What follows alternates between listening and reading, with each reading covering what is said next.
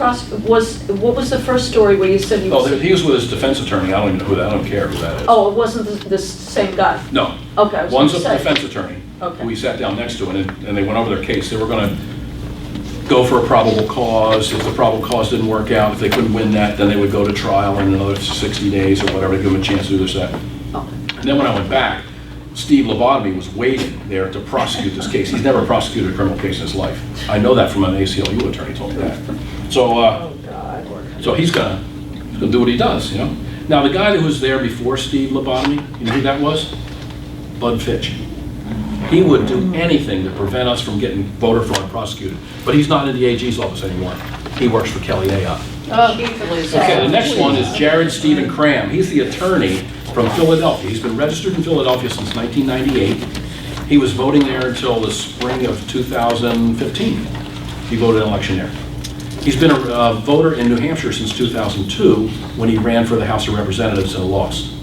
So when you look up his voter list, the list of votes, the 2 years are missing. 2008 is missing, and in 2012 he voted here. All the other years he voted in Dauphin County, Delaware County, or Philadelphia County where he lived. Because he moved from New Hampshire to Pennsylvania to go to Penn State to be a lawyer. He graduated from law school and went to work for Citizens Bank, and he's a political activist. He was part of the Philadelphia Democratic Committee. And he works on voter fraud, showing people how to be challengers. So he is a Democrat activist who didn't vote in Philadelphia, and when we found his vote checked off in Wilton, the Secretary of State's office said, "Oh no, that must have been a mistake. He didn't really vote here then." How would you know? Oh, something happened, and that was just a mistake. So I have emails. When I went on Rich Gerard's show and mentioned Jared Stephen Cram was a low-life dirtball vote thief in Philadelphia, voting in 2008 and 2012 in Wilton, New Hampshire, and in between he was voting in Philly. I said, I have those documents in my hand. I waited a couple days, and I went down to the Secretary of State's office and said, "Here's my right to know request.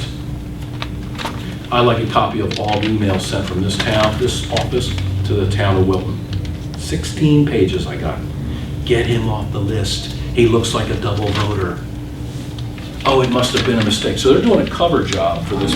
Wow. You tell me in 2008 when Obama ran for president, Jared Stephen Cram didn't vote? And most of these guys are voting for, you ready? Marriage equality. Draw your own conclusions. We got Janice Rottenberg. She's a Democrat campaign. Here. Jared Stephen Cram is also an attorney. So I happened to shuffle all that paperwork off and mail it to the Pennsylvania State Supreme Court Disciplinary Board and called them on a follow-up phone call. Said, "Hey, I got one of your lawyers who jumped over about 5 different perjury clauses here in New Hampshire to steal a vote here, and he's voting in your state as well. So I'd like to file a complaint against Jared Stephen Cram with the Pennsylvania Supreme Court Disciplinary Board." Thank you very much. They held a hearing.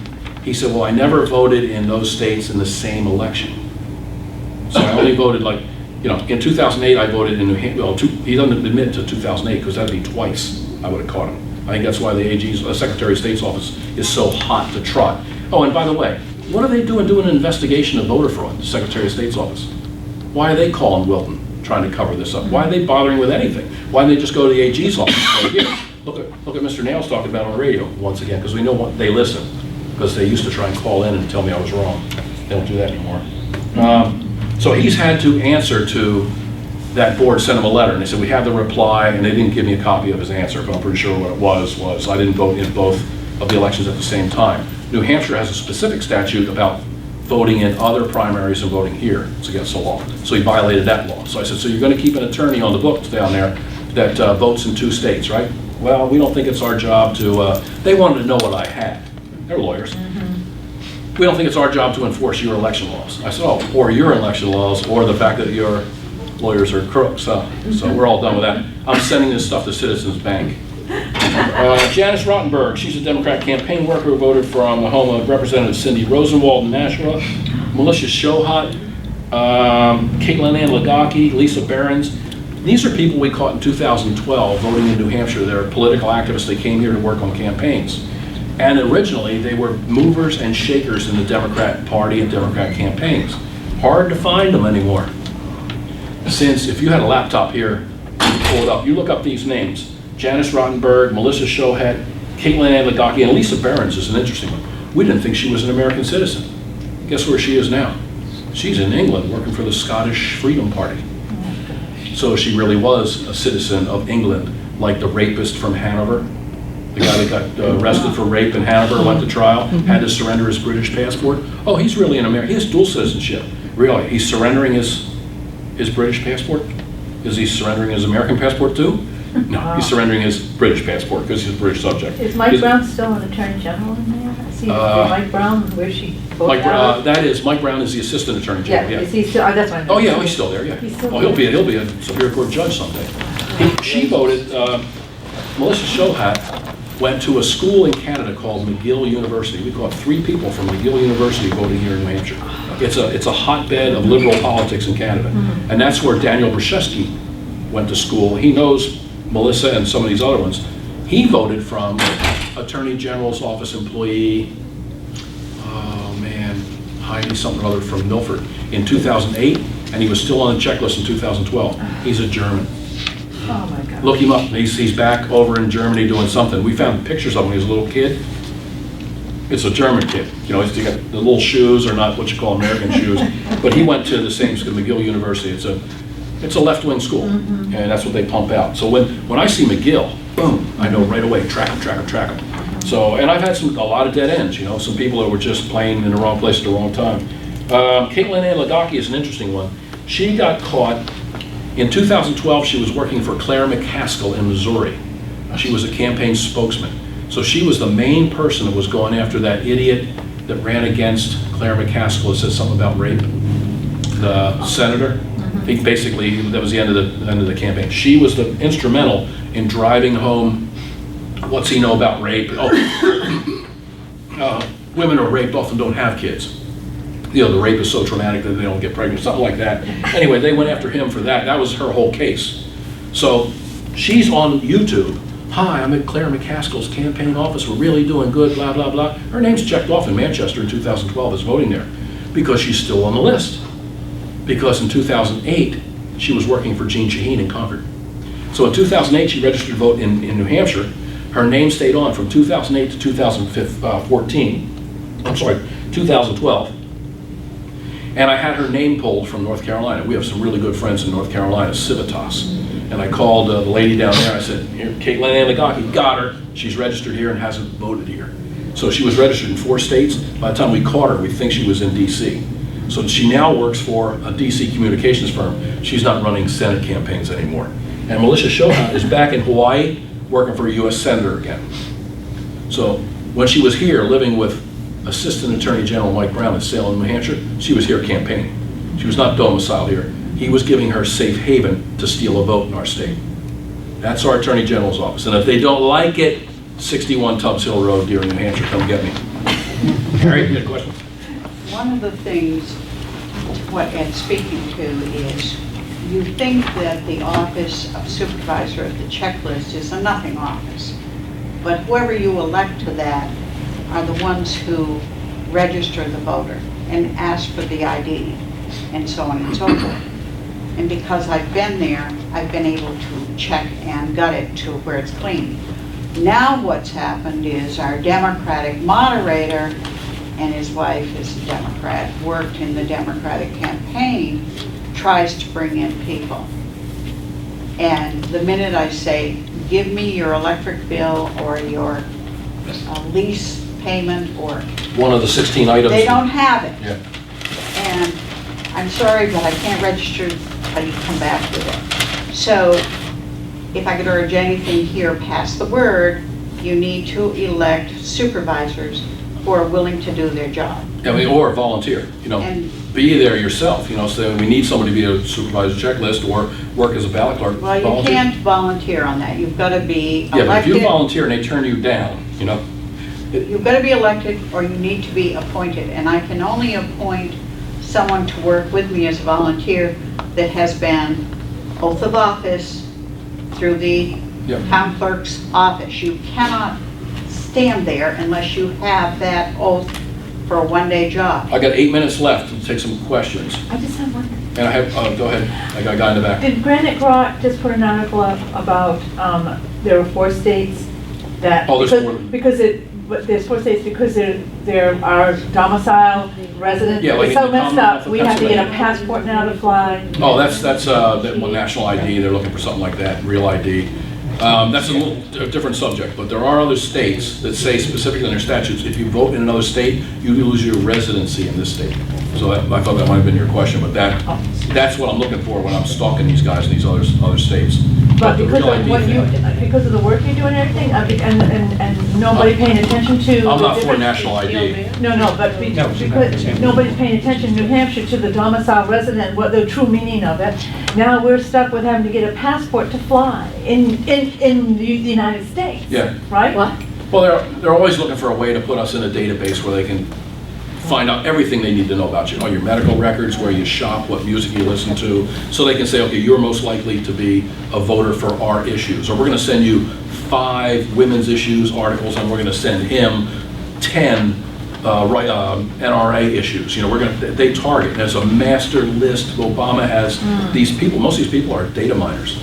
They're collecting information. They work for the census for a while, and when they work someplace, they haul that information back. Because we've caught them in different venues saying, oh, I handed all this information over to put in the database. And you find census workers are doing the same thing. Yeah. Question in the back?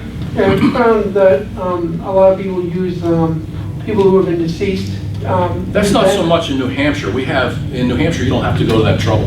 You just go in and say, hi, my name's, Babe Ruth, and they'll just let you vote. In Dave Scott's town, in the city of Dover, I got 2 people that don't exist on earth that voted in 2014. Well, that's what happened to my wife in 2012. She passed away in January Yep. 2012. Oh, they'll check her name off again if she's not. And she was on the voter list in Right. April, so I went and met Norman and said, wait a minute, she's deceased. Yep.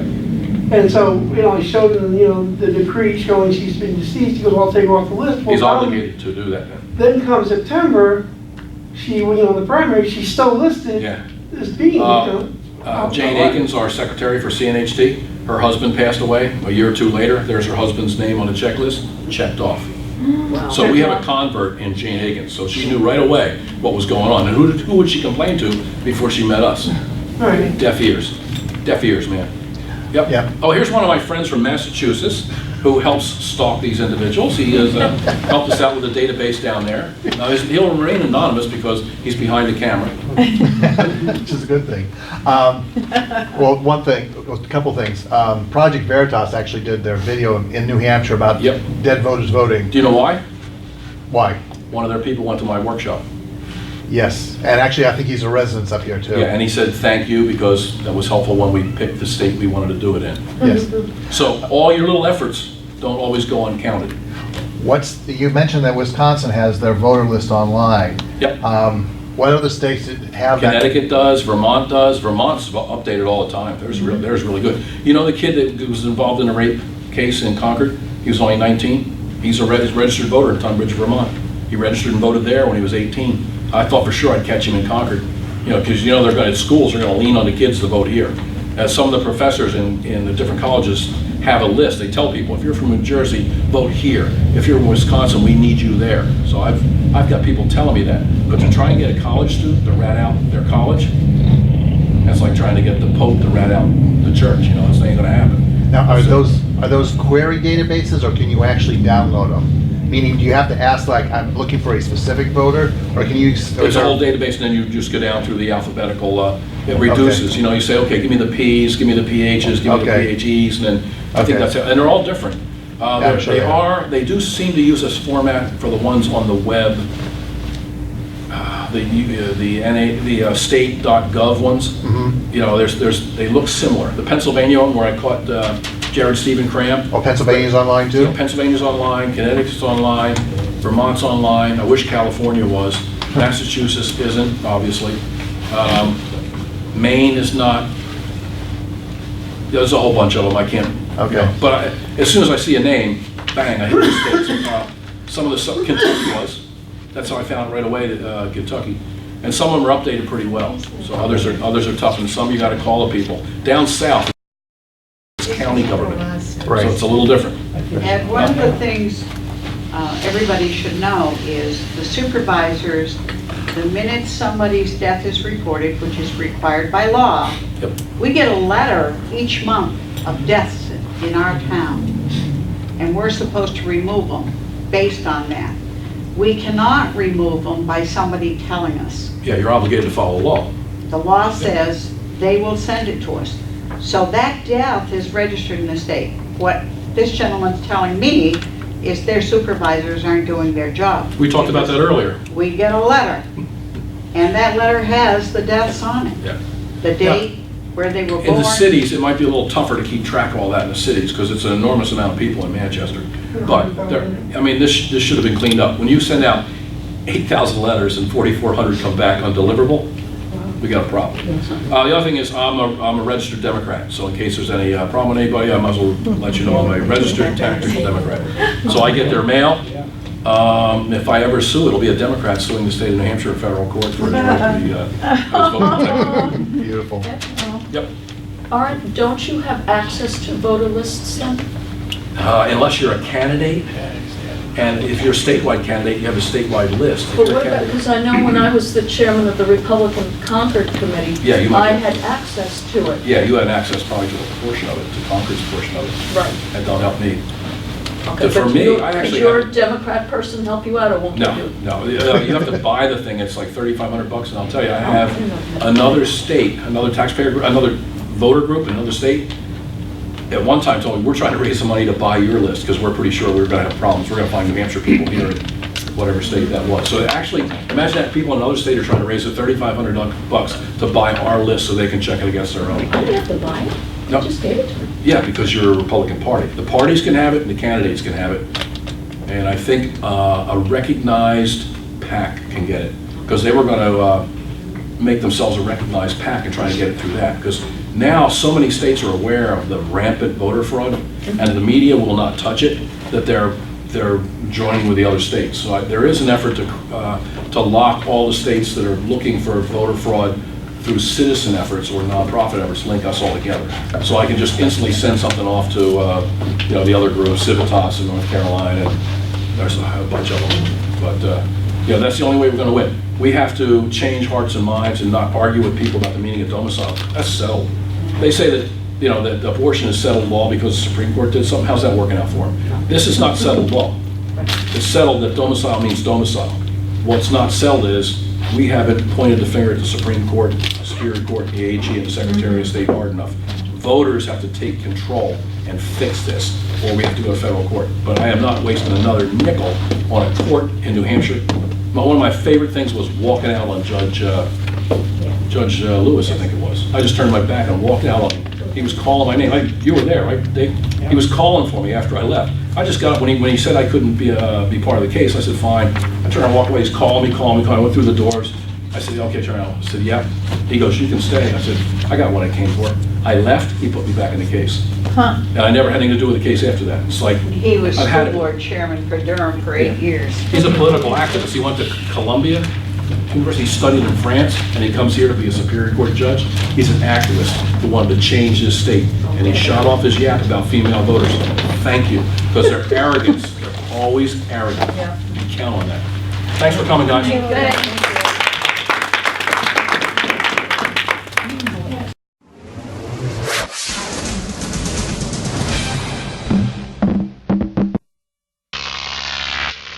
Croc TV.